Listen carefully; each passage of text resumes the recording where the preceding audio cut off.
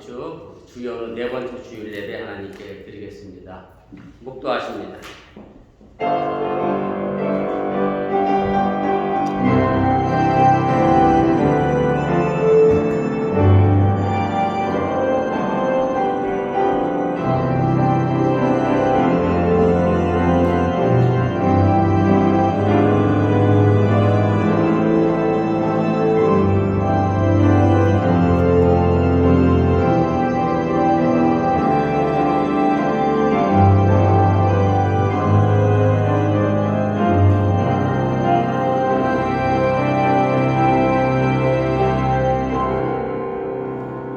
내 영혼아 여호와를 송축하라. 내 속에 있는 것들아 다 그의 거룩한 이름을 송축하라.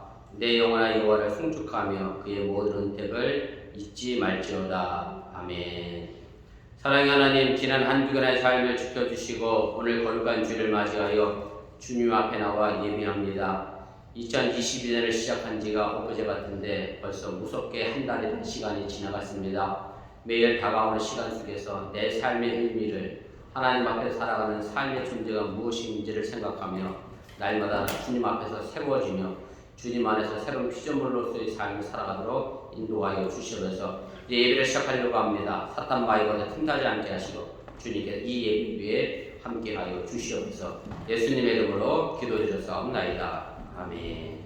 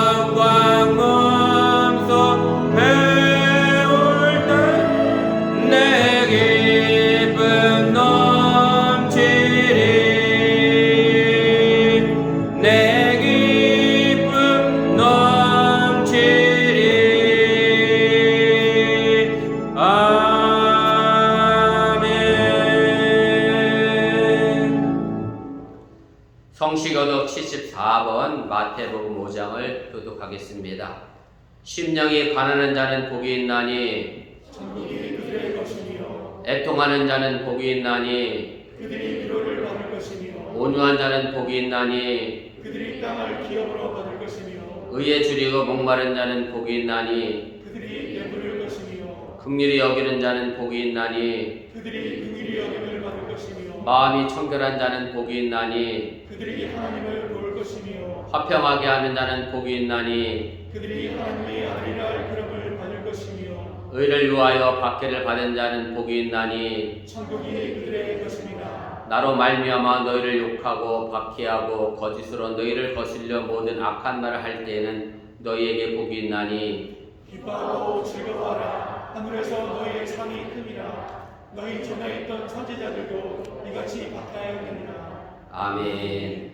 전능하사 천지를 만드신 하나님 아버지를 내가 믿사오며 그 외아들 우리 주 예수 그리스도를 믿사오니 이는 성령으로 잉태하사 동정녀 마리아에게 나시고 본디오 빌라도에게 고난을 받으사 십자가에 못 박혀 죽으시고 장사한 지 사흘 만에 죽은 자 가운데서 다시 살아나시며 하늘에서 전능하신 하나님 우편에 앉아 계시다가 저희로서 사한 자와 죽은 자를 심판하러 오시리라.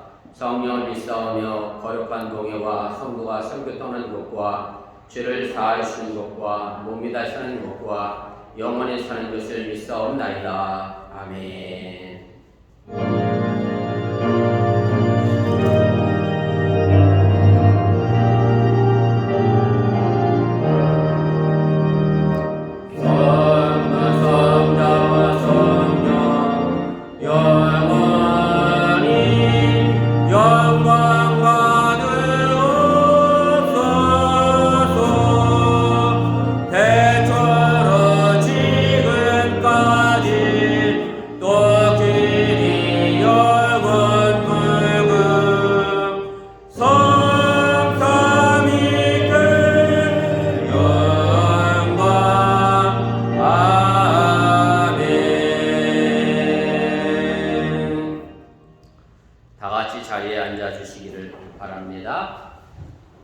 시간으로 최경민 시사님 대표의 기도인데 제가 대독하도록 하겠습니다. 기도합니다.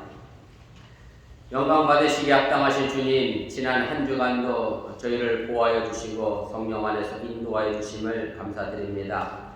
하나님의 은혜 속에 살아온 저희들이 이 시간도 하나님을 간절히 사모하는 심령으로 예비하오니 찬송과 영광을 받아 주시옵소서.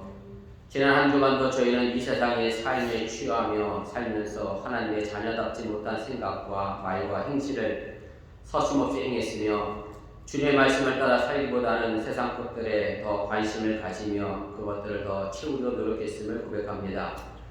그럼에도 불구하고 오늘도 저희를 용납하여 주시고 더럽고 추한 모든 죄악을 예수 그리스도의 보혈로 맑게 씻어주시니 참으로 감사를 드립니다. 바라옵기는 이 시간 저희의 어두워진 눈을 밝혀주시사 신령한 옷을 보게 하시고 마비된 양심을 고쳐주시사 깨끗하고 정결하게 하시며 진실치 못한 마음을 바라잡아 주시사 하나님 앞에서 정직하게 살게 하여 주시옵소서. 주님을 의지하는 저희들의 삶이 주님께서 채워주시는 은혜로 만족함을 얻는 복된 삶이 될 수 있도록 인도하여 주시옵소서. 주님이 친히 세우신 우리 어번 감리교회가 힘들게 어려울 때일수록 고난 가운데서 주님의 뜻을 담아내기에 힘쓰는 교회가 되게 하시고 이 시대의 어번 한인 감리교회를 향한 주님의 요청이 무엇인지를 분별할 수 있는 교회가 되도록 주님의 형상을 더 분명하게 드러낼 뿐만 아니라 이 지역에 죽어가는 수많은 영혼들을 구원의 길로 인도할 수 있는 역할을 감당하게 하여 주시옵소서. 오늘도 예비하신 주님의 복된 말씀을 듣고 단에 서시는 이병수 목사님을 기억하시고 선포하시는 말씀을 권세 있게 하셔서 저희 모두에게 은혜가 넘치게 하옵시고 하나님의 신령한 비밀을 깨달아 알므로 우리 모두가 변화받게 하여 주옵소서. 오늘도 저희가 드리는 이 예배가 온 마음과 뜻과 힘을 다해 드리는 예배가 되게 하여 주옵시고 우리 모두에게 성령으로 기름 부어 주셔서 참된 예배자로 하나님 앞에 서게 하여 주시옵소서. 예배의 시작입니다. 마침의 시간까지 성령 하나님께 의탁하옵고 걸어가신 예수 그리스도 이름으로 기도드렸사옵나이다. 아멘.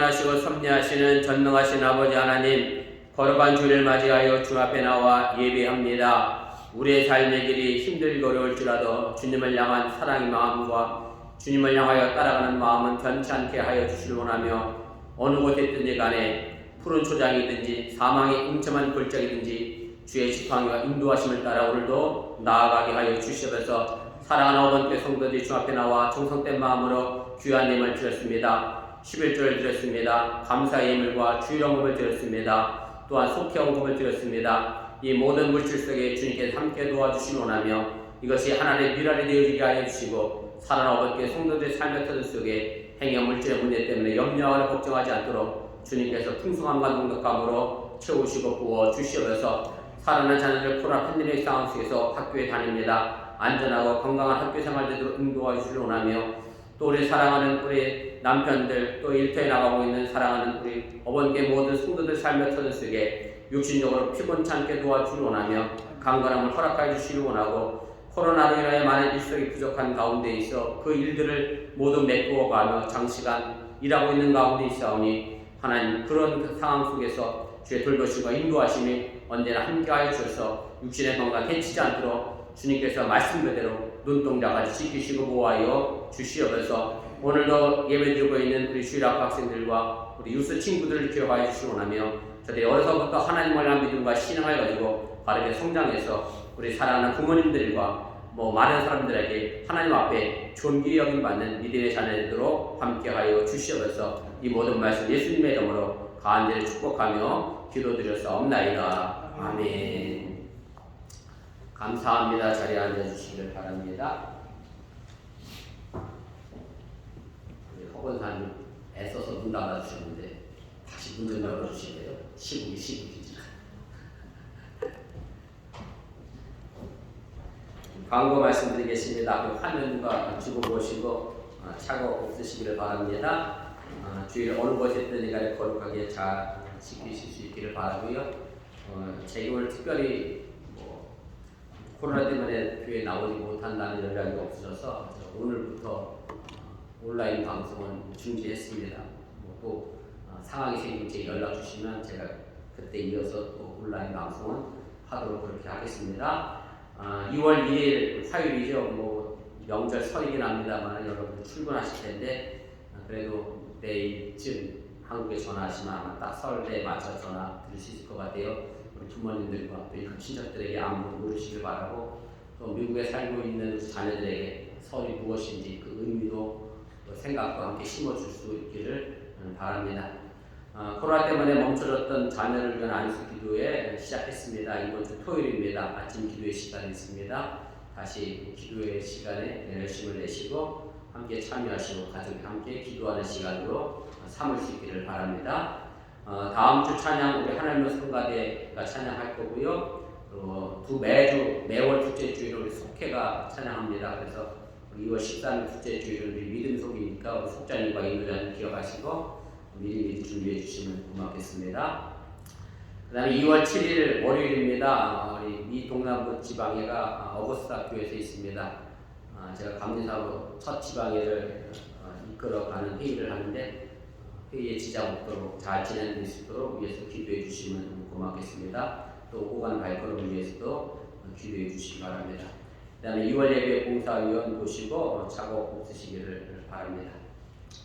혹시 또 제가 알아야 될 다른 광고 있나요? 혹시 특별한 광고 없으시면 하나님 말씀 보도록 하겠습니다.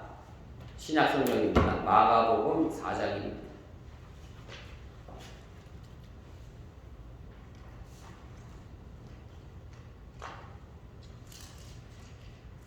마가복음 4장 우리 35절 말씀부터 우리 41절까지입니다. 우리 한 절씩 교독하시고 41절은 함께 읽도록 하겠습니다. 그날 저물 때에 제자들에게 이르시되 우리가 저편으로 건너가자 하시니, 그들이 무리를 떠나 예수를 배에 계신 그대로 모시고 가매 다른 배들도 함께하더니, 큰 광풍이 일어나며 물꼬리 배에 부딪혀 들어와 배에 가득하게 되었더라. 예수께서는 물에서 베개를 메고 주무시더니 제자들이 깨우며 이르되 선생님이여 우리가 죽게 된 것을 돌보지 아니하시나이까 하니, 예수께서 깨어 바람을 꾸짖으시며 바닷물에 이르시되 잠잠하고 고열하시니 바람이 그치고 아주 잔잔하여지더라. 이에 제자들에게 이르시되 어찌하여 이렇게 무서워하느냐 너희가 어찌 믿음이 없느냐 하시니 그들의 심히 두려워하여 서로 말하되 그가 누구이기에 바람과 바다도 순종하는가 하였더라. 아멘. 우리나라 속담에 이런 말이 있습니다. 맞은 놈은 발을 뻗고 자고 때린 놈은 발을 웅크리고 잔다, 이 말인데요. 이 말의 속담의 의미는 제가 설명하지 않아도 여러분이 잘 아시는 것처럼 어떤 사람의 양심과 도덕의 중요성을 강조한 것이고요. 남에게 해를 입힌 사람은 양심과 도덕에 어긋나기 때문에 마음이 편치 않아서 발을 웅크리고 잘 수밖에 없다라고 하는 얘기고, 맞은 사람은 남에게 해를 끼치지 않았기 때문에 양심이나 도덕에 거리낌이 없어서 마음 편히 발을 뻗고 잤다라고 하는 그런 얘기입니다. 물론 잠을 자지 못하는 이유가 여러 가지가 있겠습니다만은 마음의 평안함이라고 하는 것이 우리의 일상과 삶에서 얼마나 중요한 것인가는 우리 모두가 너무나도 잘 알고 있는 그런 사실이기도 합니다.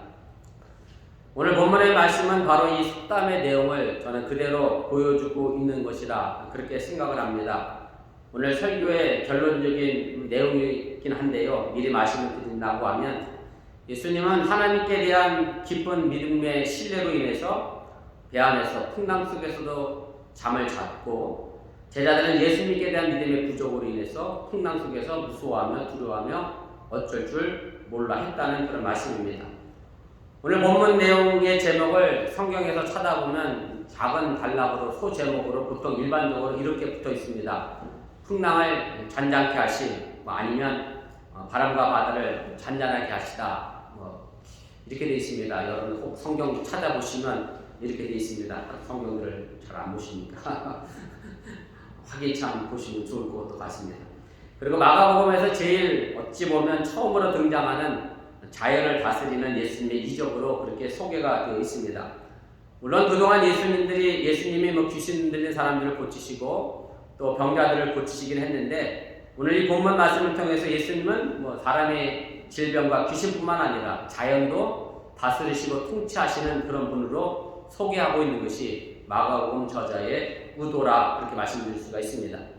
그런데 예수님이 바람과 바다를 잔잔하게 하신 이 사건은 39절 후반부에 마지막으로 이렇게 되어 있어요. 바람이 그치고 아주 잔잔해지더라, 이렇게 끝났으면 예수님이 그저 자연을 다스리는 분으로, 바람과 파도를 잔잔케 하신 분으로 그런 내용으로 끝날 것 같았는데, 그런데 40절, 41절을 마가복음 저자는 덧붙이고 있음에 우리가 주목할 필요가 있습니다.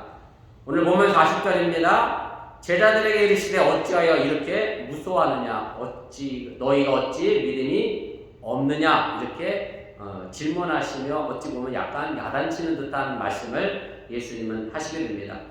그래서 오늘 본문의 이 말씀이 예수님이 단순하게 바람과 바다를 잔잔하게 했다고 하는 사실을 보여줌과 동시에 오늘 이 본문의 사건은 바로 믿음과 관련된 것임을 마가복음 저자는 우리에게 분명하게 알려주고 있는 그런 말씀입니다. 그리고 이어지는 41절에서 제자들이 주고받는 내용을 보면 예수님이 하나님의 아들이라고 하는 신앙은 제자들에게 확신 있게 자리 잡고 있지 않음을 우리가 또 알게 됩니다. 그래서 오늘 본문 40절에 너희가 어찌 믿음이 없느냐라고 하는 이 질문을 우리가 이렇게 바꿔볼 수가 있습니다. 어찌하여 너희는 두려워하느냐? 너희가 아직도 하나님을 온전하게 신뢰하지 못하고 믿지 못하느냐? 현재 하나님이 내 속에서 통치하는 것을 왜 너희가 믿지 못하느냐? 라는 질문으로도 우리가 바꿔볼 수 있다고 하는 얘기입니다. 제가 오늘 설교의 제목을 잠자는 신앙이다 이렇게 붙였습니다. 일반적으로 교회 오면 목사님들이 설교하면 자지 말고 깨어있어라, 깨어있어 기도하라, 예수님도 자고 있는 제자들 깨우면서 너희가 한시라도 나와 깨어있을 수 없더냐, 늘 깨라고, 잠들지 말라고 이런 설교를 많이 들었는데 잠을 자라, 이런 설교를 저도 아마 개인적으로는 처음 하는 것 같습니다. 그런데 우리는 잠을 자는 신앙도 필요하다라고 하는 얘기입니다. 제가 앞서 드린 말씀처럼 예수님은 하나님께 대한 깊은 신뢰로 인해서 풍랑 속에서도 죽으실 수 있었지만 제자들은 그렇지 못했습니다. 제자들의 풍랑 속에서 두려워했다고 하는 것은 같이 배 안에 있던 예수님을 온전하게 믿지 못하고 신뢰하지 못했고 예수님이 누구인지 정확히 알지 못했기 때문에 그랬다는 얘기입니다. 그 결과 믿음이 있는 예수님은 깨어있을 때 깨어있었고요. 잠을 잘 때 잠을 잤습니다. 그러나 믿음이 없는 제자들은 깨어있어야 할 때 잠을 잤고 잠을 자야 할 때 오히려 깨어있는 이상한 삶의 모습을 살게 됐다라고 하는 얘기입니다. 이 부분에서 잠을 자는 신앙과 깨어있는 신앙에 대해서 여러분들이 오해 없기를 바랍니다. 나는 잠을 자야 할 때 자는 신앙을 가졌는지 아니면 깨어있어야 할 때 깨어있는 신앙을 가졌는지 살펴보시기를 바라고요. 행여 오늘 제자들의 모습처럼 잠을 자야 할 때 깨어있고 깨어있을 때 잠을 자는 그런 신앙인이 되어서는 안 된다는 사실도 여러분들이 깨달으시길 바랍니다. 오늘 풍랑을 잠잠케 하신 예수님의 이 놀라운 기적 속에 들어있는 믿음과 신앙의 의미가 무엇인지 좀 생각해 보면서 이 시간 함께 은혜 나누기를 원합니다. 첫째는 예수님을 탓하고 있는 제자들의 모습을 발견하게 됩니다. 중국의 당나라 때 시인으로 널리 알려져 있는 유종원이라고 하는 사람이 쓴 시집이 하나 있습니다. 시집의 제목이 유화동집인데 그 유화동집에 이런 글이 하나 실려 있습니다. 강에 사는 물고기인데요. 돈이라는 물고기가 있었습니다. 머니의 돈이 아니고 돼지 돈자의 돈입니다. 돼지의 이름을 갖고 있는 돈이라는 물고기가 살고 있었는데 이 물고기가 하루는 다리 아래에서 헤엄을 치다가 그만 다리 기둥을 들이받았습니다. 그런데 이 돈이라는 고기가 자기가 헤엄을 잘못 쳐서 다리 기둥을 들이받은 것을 생각하지 않았고요. 다리 기둥이 자기를 들이받는 것으로 생각을 했어요. 그래서 다리 기둥이 자기를 들이받았으니 얼마나 화가 났겠어요. 그래서 이 돈이라는 물고기가 아가미를 부풀리고 진어미를 세우고 이 다리 기둥을 째려보느라고 강 물가에 올라가서 다리 기둥 주위를 뱅뱅 돌면서 헤엄을 쳤습니다. 아가미도 부풀리고 진어미도 세웠으니 멀리 있는 독수리의 눈에 그 돈이라는 물고기가 눈에 띄었고요. 그래서 독수리가 그 돈이라는 물고기를 잡아먹고 말았다라고 하는 얘기입니다. 결국 자기의 잘못을 알지 못하고 멋대로 화를 냈다가 독수리에게 먹히게 됐다라고 하는 얘기인데 이름 그대로 멍청한 돼지같이 죽고 말았다는 얘기가 바로 돈의 물고기라고 하는 이름에 관련된 내용입니다. 그러나 이 이야기는 사실 어느 어리석은 물고기의 이야기로 들려오지는 않습니다. 왜냐하면 저 자신을 봐도 그렇고 아마 여러분들도 그렇고 이 돈이라는 물고기처럼 다른 사람의 탓이나 다른 것에 핑계를 대고 살아가고 있는 것이 우리의 모습이기 때문에 그렇습니다. 흔하게 볼 수 있는 생겨날 수 있는 그런 가정을 얘기해 보면 여러분들 가정에 식탁에 물이 좀 차 있는 물컵이 하나 놓여져 있었는데 이런저런 일을 하다가 그만 물컵을 쏟았다고 한번 여러분들이 생각해 보시기 바랍니다. 그러면 대부분의 반응은 뭐냐면 자기가 실수해서 물컵을 쏟아서 생각 안 하고 이렇게 얘기하잖아요. 아유 어젯밤에 우리 남편이 물컵을 여기다 놨구만 그걸 좀 치워놓지 설거지 좀 해놓고 저기다 담아놓으면 얼마나 좋을까 이러지요? 근데 보통 남편들은 그래요. 아내가 나를 왜 여기다 물을 떠놨구나 내가 마셔야지. 남자들이 이러거든요. 사실은 이게 저보다 더 그래요.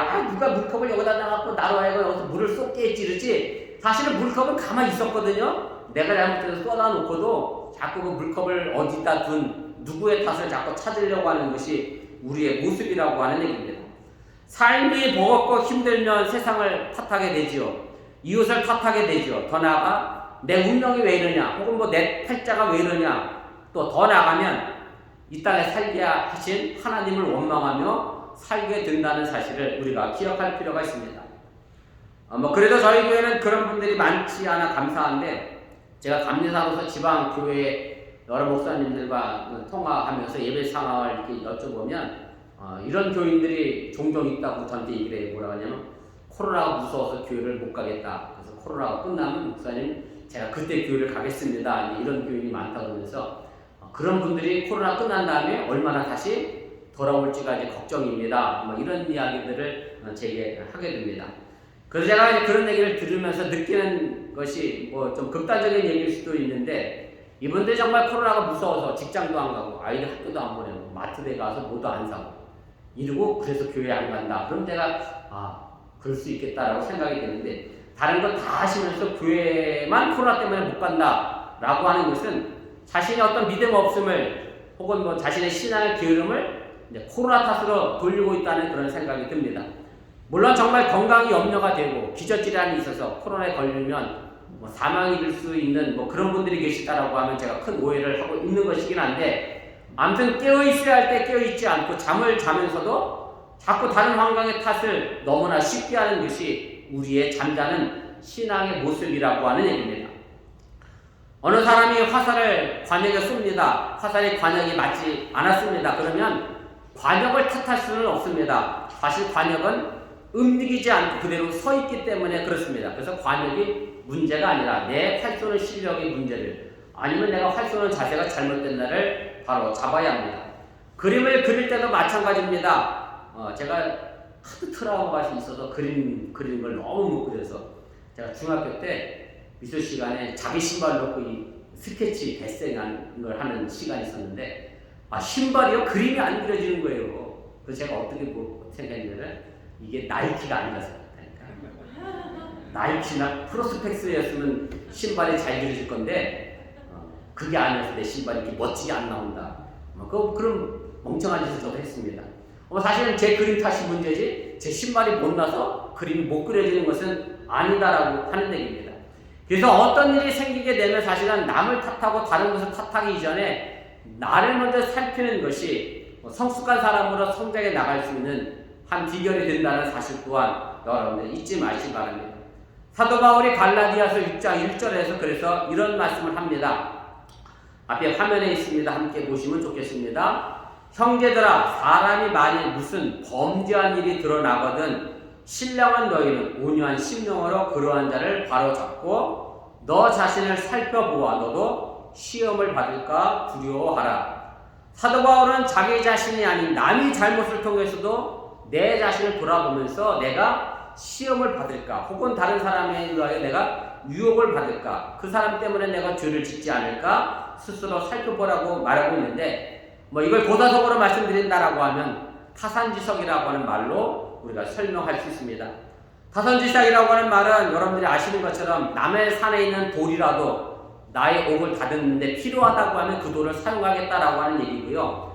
다른 사람이 어떤 하찮은 언행이나 또는 허물이나 실패까지도 내 자신을 수양하는 데에 도움이 된다는 뜻이 바로 타산지석이라고 하는 고사성어의 내용입니다. 아무리 하나님을 믿는 기독교인이라 할지라도 하나님을 통해서 내 자신을 돌아보지 않는다라고 하면 그 믿음의 생활은 헛것이 될 수밖에 없습니다. 결국 이렇게 되면 세상을 탓하고 나중에는 그런 세상에 살게 하신 하나님을 원망하게 된다는 말씀입니다. 믿음 생활이라고 하는 것은 자기를 돌아보며 자기를 바로 세우는 것이라고 정의할 수 있습니다. 우리가 하나님을 믿고 하나님을 찾는 것은 자기 자신을 돌아보고 나를 바로 세우기 위함이라고 하는 얘기입니다. 그러나 많은 사람들이 이 믿음을 이상하게 오해하는 경우가 있습니다. 어렵고 힘들 때 맹목적으로 하나님을 찾고 하나님께서 해주실 것을 간구하며 아멘하는 것이 믿음 생활의 전부라고 생각합니다. 하나님께 그저 의존하고 기대하는 것이 신앙으로 여기고 있다는 말씀입니다. 이런 신앙에는 사실 문제가 있는데 나라는 존재가 보이지 않습니다. 내가 누구인지, 내가 하나님 앞에서 어떻게 행동해야 되는지, 내 현재 삶의 모습이 어떠한지 나에 대한 질문, 나를 돌아보는 것이 없다는 말씀입니다. 오늘 본문의 시작을 보면 예수님은 제자들과 함께 이방 땅이죠, 거라사라는 곳으로 복음을 전하기 위하여 배를 타고 건너가게 됩니다. 그리고 이 항해 중에 풍랑이 일어나 위험에 빠지게 됩니다. 이때 본문 38절 말씀을 보면 제자들은 배 뒤에서 주무시고 계시는 예수님을 깨우면서 이렇게 부르짖습니다. 선생님이여, 우리가 죽게 된 것을 돌보지 아니하시나이까. 그러자 39절에 예수님은 깨어서 바람과 바다를 꾸짖으시며 잠잠하라 고요하라 말씀하셨고, 그래서 바람이 그치고 바다는 아주 잔잔해졌다, 그렇게 말씀하고 있습니다. 그리고 나서 예수님은 40절에 이렇게 제자들을 꾸짖습니다. 어찌하여 이렇게 무서워하느냐, 너희가 어찌 믿음이 없느냐, 이렇게 말씀합니다. 바로 우리가 이 장면을 좀 자세하게 들여다볼 필요가 있습니다. 바다에서 광풍으로 일어난 위기 속에 제자들은 예수님을 찾았습니다. 그리고 주무시는 예수님을 깨웠습니다. 그리고 예수님 주무시지만 말고 우리가 죽게 생겼으니까 어떻게 좀 해달라고 예수님께 간청하고 기도합니다. 지금 우리 식으로 말씀드린다고 하면 예수님, 내가 하는 사업이, 내 직장이, 내 가정이 너무나 힘들고 어려우니 좀 살려달라고 기도하는 겁니다. 바로 이때 예수님이 일어나셔서 바람을 꾸짖고 바다들어 잠잠하라 고요하라 그렇게 말씀했더니 바람이 그치고 바다가 잔잔해졌다라고 하는 얘기입니다. 그래서 우리가 여기까지만 보면 제자들이 예수님을 찾고 예수님을 깨웠고 예수님에게 무언가 좀 해달라고 요청했던 이 믿음을 보면 정말로 제자들의 믿음이 대단하다, 참 좋았다, 우리가 이렇게 충분히 생각할 수 있습니다. 예수님을 찾고 깨워 예수님에게 기도했더니 그것을 통해서 예수님께서 광풍을 잠잠케 하는 기적을 일으켰다라고 하는 얘기입니다. 바로 주님을 찾은 제자들의 믿음이 칭찬받을 만하다라고 하는 얘기입니다. 그런데 이 기적 사건 이후에 예수님은 주무시고 계신 예수님을 깨워 예수님을 향하여 간구하고 간청했더니 제자들의 믿음에 대하여 너희들이 나를 깨웠으니 참 잘했다, 내게 도움을 요청했으니 참 잘했다, 이렇게 칭찬한 게 아니라 오히려 제자들을 향하여 믿음이 없다고 꾸짖었다는 것에 우리가 주목해 볼 필요가 있습니다. 오늘 이 마가복음 저자는 너희가 어찌 믿음이 없느냐 아주 단도직입적으로 이야기합니다. 후에 교회 지도자들이 될 예수님의 제자들 아닙니까? 12명의 제자들이 초대교회를 이끌어갔던 사람들인데 그래서 그 체면에 문제가 있을까 싶어서 마태복음은 마가복음보다 약 30년 늦게 기록이 됐어요. 마가복음을 보고. 그래서 마가복음 8장에 가면 이 부분을 어떻게 바꿔놨느냐면 8장 26절인데 어찌 믿음이 없느냐가 아니라 믿음이 적은 자들아 왜 두려워하느냐 해서 믿음이 없는 게 아니라 적은 것으로 바꿔놨어요. 근데 제가 말씀드리고 싶은 것은 믿음이 없든 믿음이 적든 지금 예수님은 이 제자들을 지금 뭐하고 계시는 거냐면 야단치고 있다고 하는 사실은 변함이 없다라고 하는 얘기입니다. 왜 광풍의 위기 속에서 예수님을 찾고 기도하고 간구한 이 제자들을 향하여 예수님은 믿음이 없다라고 왜 야단을 치고 있는가를 우리가 생각해 봐야 한다라고 하는 얘기입니다. 여기서 우리는 믿음이라는 것이 무엇인가를 분명하게 좀 알 필요가 있습니다. 우리가 믿음에 대해 잘못 생각하고 있는 것이 하나 있는데 제가 아까도 말씀드렸던 것처럼 하나님이 다 해주실 거야, 난 믿고 아멘하면 돼 라고 기다리면서 하나님을 믿고 의지합니다. 물론 믿음의 가장 근본은 하나님을 믿고 의지하는 건데 제가 드리고 싶은 말씀은 뭐가 문제냐면 내가 할 일조차 하나님께 떠넘기고 나 자신은 아무것도 하지 않게 되면 거기에는 나라고 하는 존재는 찾아볼 수 없게 된다라고 하는 얘기입니다. 내가 무엇을 할 것인가라고 하는 내 삶의 변화는 여기에는 존재하지 않습니다. 하나님이 하시는 일만을 바라고 기대하고 있게 되면 이렇게 되면 내 삶이 어려운 일이 생기게 되면 내가 이 어려운 문제를 어떻게 해결할까 내가 노력하고 애쓰는 문제가 아니라 지금 당면한 현실은 당연히 하나님이 하실 일이지 하나님 탓으로 돌리게 된다라고 하는 얘기입니다. 그래서 오늘 보면 38절에서 이 풍랑의 위기 속에서 선생님이여 우리가 죽게 된 것을 왜 돌아보지 않습니까? 라고 하는 이 제자들의 말은 예수님을 찾고자 하는 믿음에서 나온 말이 아니라 왜 예수님은 이 위기 속에서 잠만 주무고 계시느냐 라고 예수님을 원망해서 한 말임을 여러분들이 기억할 필요가 있다라고 하는 얘기입니다. 제가 자주 드리는 말씀인데 내가 할 일이 있고 예수님이 하실 일이 있습니다. 그런데 많은 신앙인들이 내가 할 일을 하지 않으면서 내가 할 일까지 예수님께 떠넘기고 저는 예수님만 믿는다라고 하면서 내 자신의 일을 전혀 하지 않으려 한다는데 바로 문제가 있다라고 하는 사실을 여러분들이 깨달으시길 바랍니다. 그래서 제가 오늘도 유스 아이들에게 뭐 이런 얘기를 했습니다만 제가 여러 번 여러분들에게 드린 얘기지만 내일 유스가 시험을 봐요. 기말고사가 있어요. 그러면 유스가 해야 할 일은 공부하는 겁니다. 여러 책을 공부하고 선생님이 메모하신 것도 공부하고 그리고 그 다음날 시험장에 임하면서 하나님 내가 이렇게 열심히 공부했으니 모르는 문제 있으면 생각나게 해주시고 그리고 내가 열심히 공부했으니 내가 공부한 거 모든 건 기억나게 해주시고 이 시험 때문에 두려워하거나 떨어서 시험을 망치지 않도록 내 마음을 담담하게 해주세요. 이렇게는 기도하면 괜찮습니다. 그런데 기도 하나도 안 해놓고 밤새 게임만 해놓고 그 다음날 시험에 가서 하나님, 내가 하나님 얼마나 사랑하는 줄 아시죠? 기도합니다. 이 시험 잘 보게 해주세요. 잘 볼 수 없다는 얘기입니다. 내 할 일 내가 하고 하나님께 하실 일은 하나님께 하는 겁니다. 사실 저도 항암 치료할 때 그랬습니다. 내가 할 일은 수술받고 항암 치료하는 거고 그 다음에 재발하지 않도록 나를 지켜내시는 일은 누가 하는 거냐면 하나님이 하실 일입니다. 그래서 제가 미국에 보험도 없는데 항암 치료하는 끝나자마자 미국에 와서 목회할 수 있었던 이유가 그건 내 영역이 아니에요. 내가 한국에서 보험 가지고 있다고 해서 암이 재발하지 않는 것도 아니고 내가 보험 없는 미국에 와서 목회한다고 해서 암이 저절로 재발하는 것도 아니니 하나님 알아서 해주시고 하나님께 맡깁니다라고 제가 미국에 왔고 어제도 그린가 운전하면서 어쩌다 내가 지금 미국에 살고 있나 이렇게 생각해보면 이 또한 다 하나님의 은혜가 아닌가 그런 생각을 하게 됩니다. 지금 우리는 제자들처럼 아무것도 하지 않으면서 예수님께 그 탓을 전부 돌리고 있진 않은지 한번 생각해 보시길 바라고 내가 할 일과 예수님의 할 일을 잘 분별하여 어른의 신앙으로 성장해 나갈 수 있기를 주님의 이름으로 축원을 드립니다. 두 번째로는 예수님을 모시고 간 제자들의 모습을 우리가 살펴볼 필요가 있습니다. 오늘 본문 35절에 보면 예수님은 제자들에게 이렇게 말씀합니다. 그날 저물 때 제자들에게 이르시되 우리가 저편으로 건너가자 라면서 거라사 땅으로 건너가시게 됩니다. 그리고 이어 보면 36절에 제자들은 예수님을 배에 계신 그대로 모시고 가게 됩니다. 여기서 모신다라고 하는 말인데 히라보로는 이렇게 되어 있습니다. 파라남바라라는 단어를 썼는데 한국 성경에는 모시다라는 말로 아주 정중하게 예수님을 표현을 했습니다만은 실제로 이 단어의 의미는 이렇게 됩니다. 이 파라남바로는 두 단어가 합성어입니다.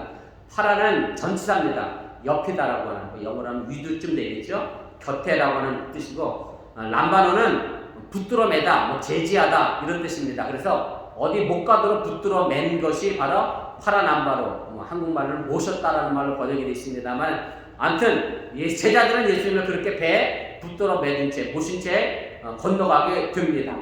그리고 본문 결론의 부분을 보면 예수님을 제자들이 모시긴 모셨는데 예수님이 정작 누구인지는 알지 못합니다. 그래서 41절에 이렇게 말씀합니다.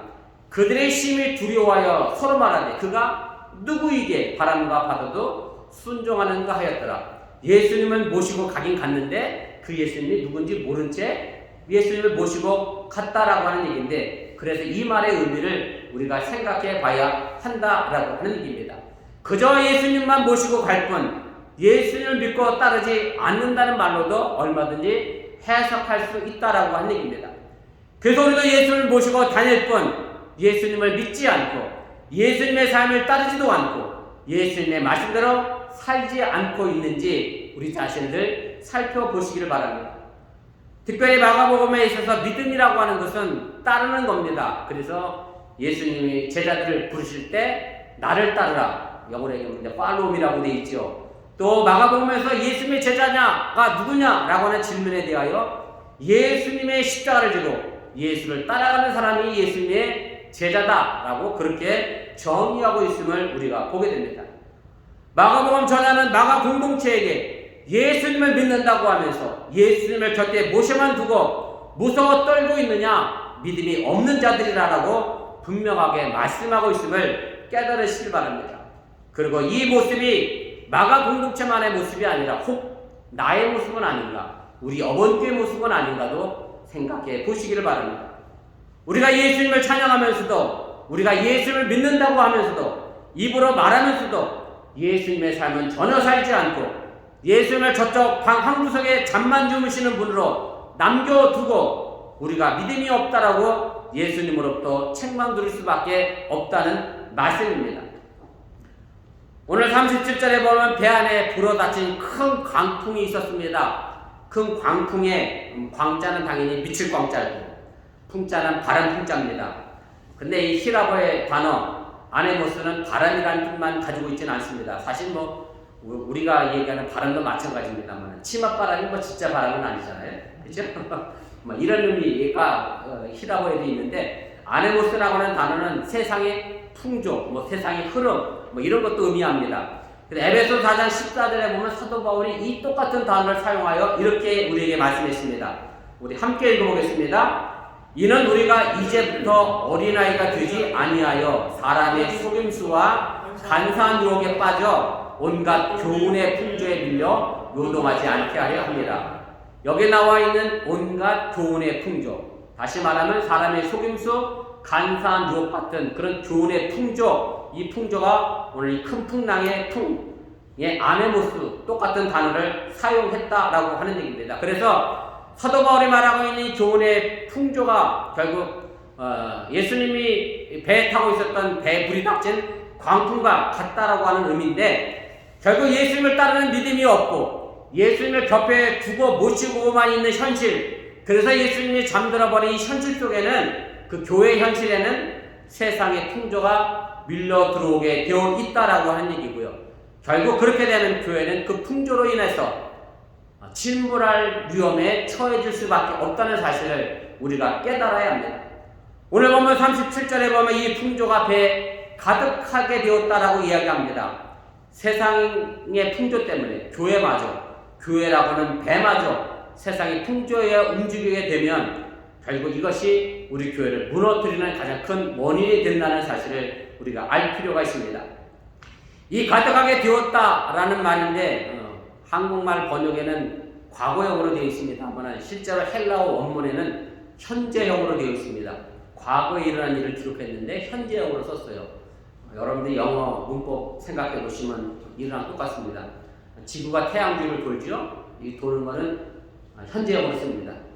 변할 수 없는 진리 있을 때는 현재형으로 써요. 왜냐하면 그건 과거에도 그랬고 지금도 그랬고 앞으로 미래도 그럴 거니까. 그래서 그때는 현재형으로 쓴다고 학교 때 많이 배웠잖아요. 마찬가지예요. 헬라어에서 이 역사적 현재형이라고 하는 의미는 과거에도 그렇고 지금도 그렇고 앞으로도 그럴 것이다 라고 하는 의미고, 그래서 과거의 초대교회 때 세상의 풍조가 초대교회에 물려 들어왔고 지금의 교회 안에도 세상의 풍조가 밀려 들어오고 앞으로 있을 교회도 세상의 풍조가 밀려 들어오기 때문에, 그래서 우리는 그 세상의 풍조에 대하여 뭐라고 외쳐야 하느냐면 잠잠하라, 고요하라, 그렇게 외쳐야 함을 여러분들이 잊지 마시길 바랍니다.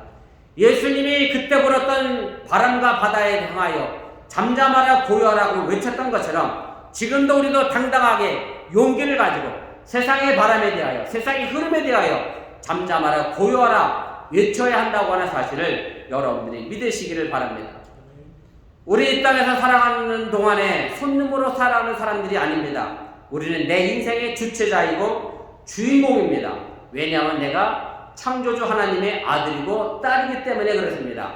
바람과 바다를 만드신 창조주 하나님의 자녀이기 때문에 우리는 이 세상의 주인의식을 가지고 살아가야 합니다. 그래서 세상의 바람과 바다가 결코 우리의 주인이 돼서는 안 됩니다. 세상의 바람과 바다 때문에 내가 겁먹고 두려워해서는 안 된다라고 하는 얘기입니다. 내가 살아야 하나님이 삽니다. 조금 불경스러운 얘기일 수도 있습니다만은 맞는 이야기긴 합니다. 내가 살아야 하나님이 산다. 거꾸로 얘기하면 하나님이 살아야 내가 살아야 될 것 같은데 왜 목사님이 저렇게 이야기할까라고 하느냐면, 내가 신앙으로 살아있어야 하나님도 나를 통하여 역사하시고 일을 하십니다. 여러분들이 신앙으로 죽어있어서 여러분들이 신앙으로 잠을 자고 있으면 교회에서 아무 일도 안 하고 계시잖아요. 그럼 하나님도 여러분 통해서 아무 일도 안 하십니다. 그래서 여러분들이 사셔야 하나님도 교회를 통하여 여러분을 통하여 이 세상을 잠잠하게 만들고 고요하게 만들도록 역사하시고 일하시는 분이라고 하는 사실을 여러분들이 믿으시길 바랍니다. 이제 우리 모두 세상을 향하여 당당하게 나아가시길 바랍니다. 세상 풍조와 풍랑 때문에 무서워하지 마시길 바랍니다. 그리고 그 세상 풍조에 대하여 잠잠하라 고요하라 외치며 나아가시길 바랍니다.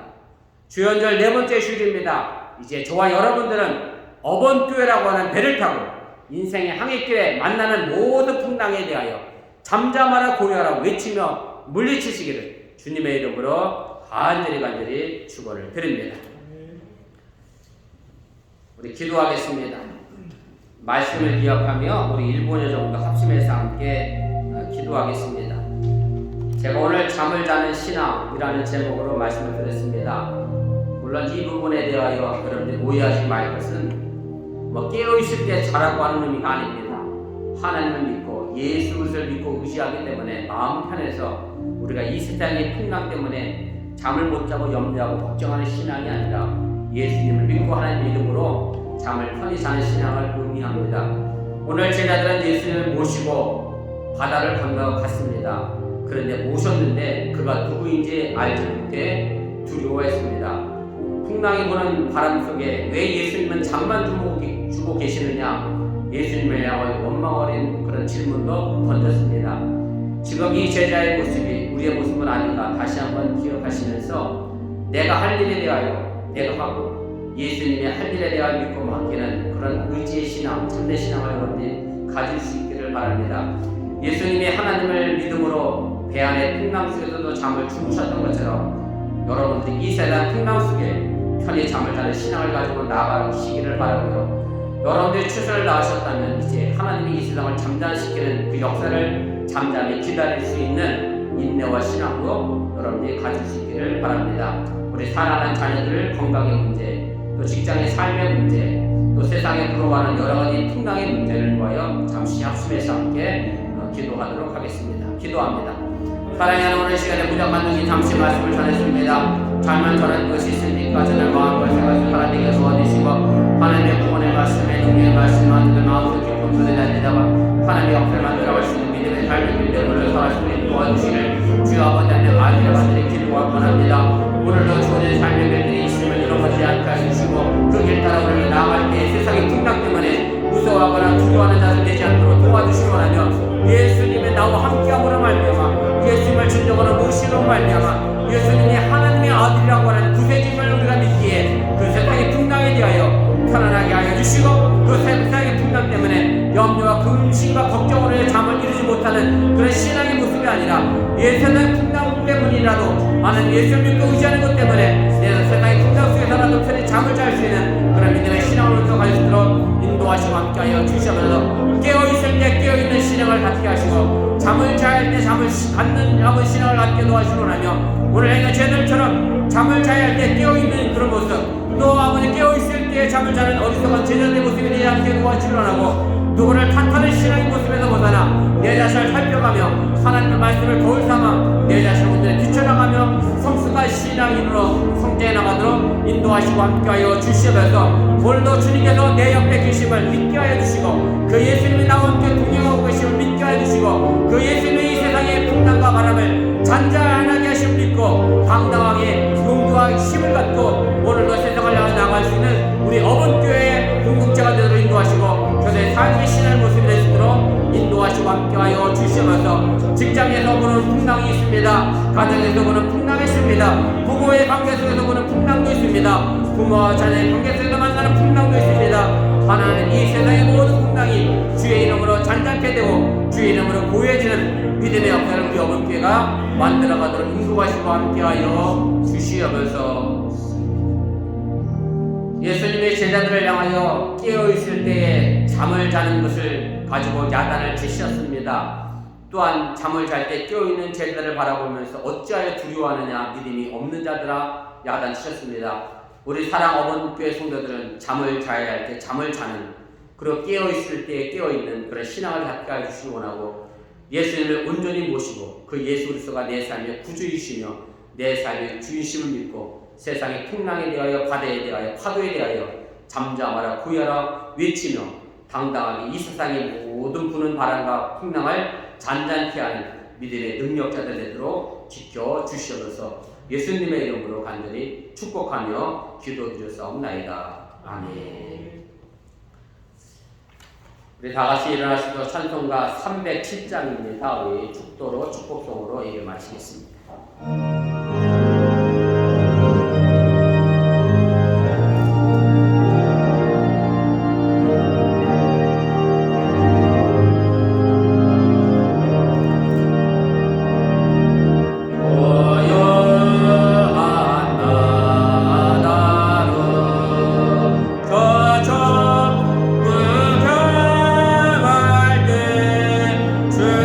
주내게 슬픔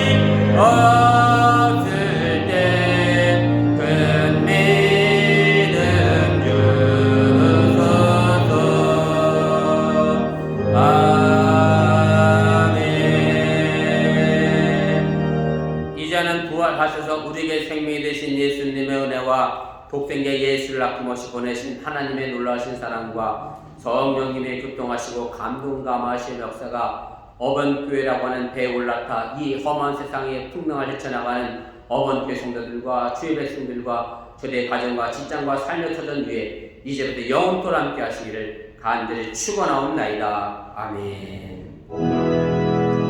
주신 하나님, 주신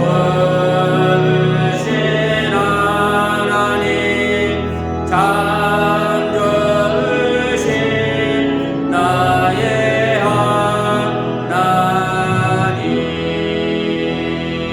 우리의 예배를 받으신 하나님, 참 주신 나의 하나님, 한없는 축복을 우리에게 주시는 참 주신 나의 하나님.